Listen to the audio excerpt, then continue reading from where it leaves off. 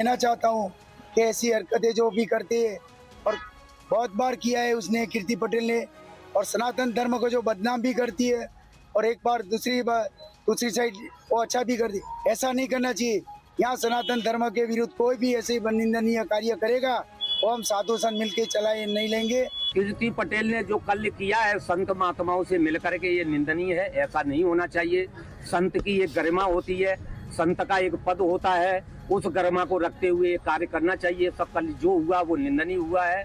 हम संत समाज को अवगत हुए हैं कि ये देख करके यदि एक व्यक्ति संसार में यदि हमारे संत समाज की ऐसा करता है तो सभी हमारे लिए संपूर्ण भारत सर्व समाज एक परिवार है, तो सभी समाज को लेकर के हमें चलना होता है।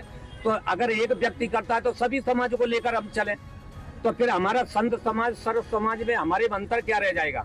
आका संत समाज ने सरकार ने आखू जगत जाने से तेम होवा छता कि આવી વ્યક્તિઓ આ શિવરાત્રી મેળાનો જો માહોલ બગાડતા હોય તો એમને તપાસ આવી ક્યાં રહેતા હતા, કોની સાથે રહેતા હતા, શું કરતા હતા, અને જે આવા સનાતનની ટિપ્પણી કરે એનું ખરેખર એ મેળામાં શું કામ છે? એક બાજુ સનાતન ટિપ્પણી કરવી છે, એક બાજુ ભગવાન કપડાની સંતોની સાથે આવું જ છે, એને આવું જ ના જોઈએ। એના માટે સરકારશ્રીને પણ ક્યાં રહે છે, કોણ સપોર્ટ કરે અને ક્યાં રોકાય છે એની પર તપાસ થવી જોઈએ।